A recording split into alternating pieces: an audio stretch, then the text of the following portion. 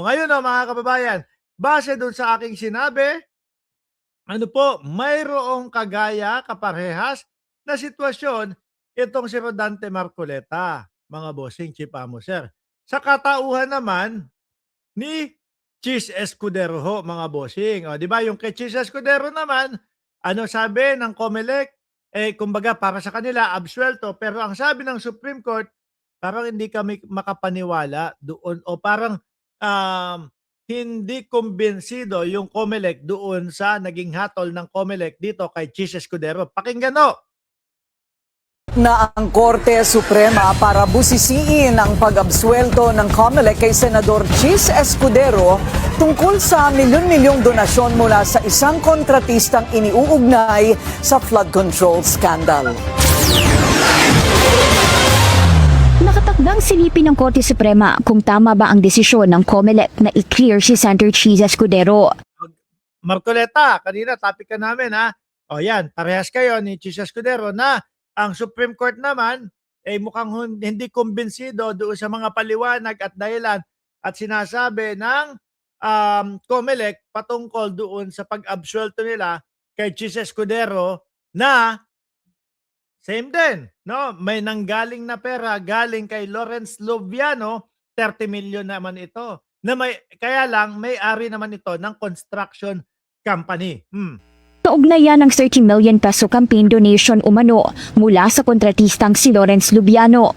Sa isang on-bank resolution na dated February 18, inaprubahan ng High Court ang petisyon ng isang private citizen na si Barry Tayam na humihiling na busisiin ang naging desisyon ng poll body.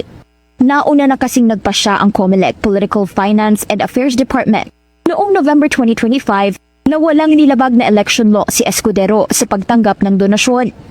Kasi yung sitwasyon naman ito, ang pwedeng ilusot naman ho, mga kababayan, ang pwedeng maging loophole naman ho, mga boss Chief Amoser. Hindi ko sinasabi na sila ay nagsisinungaling, si Lubiano at si Chis Escudero. Hindi ko sinasabing ganon.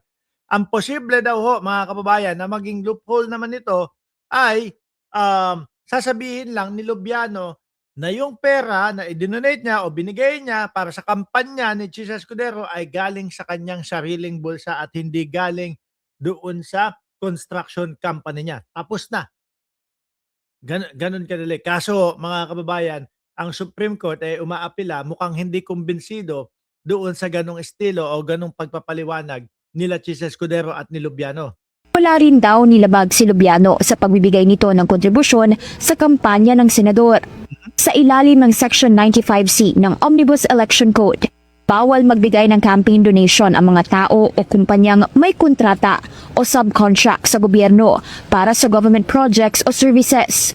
Si Lubiano So ngayon, ano po ang posible at maaari kung bakit pinagbabawal yung mga ganito, mga kababayan, na yung manggagaling sa construction company? Posible na paboran po yan na, sige, sa inyo na lahat ng project dito sa gobyerno.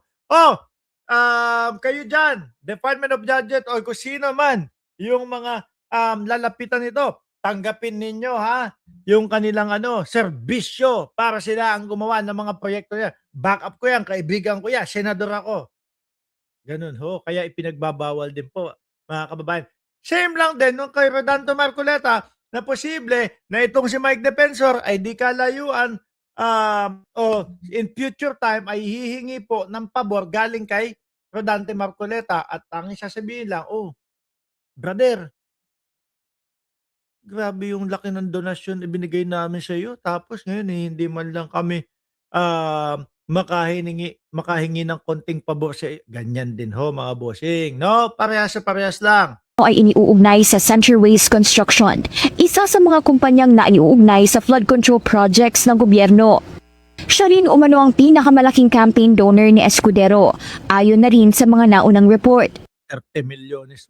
Matapos lumabas sa mga ulat tungkol dito, naglunsad ang COMELEC ng motu proprio o sarili nitong investigasyon. Hiwalay daw po yung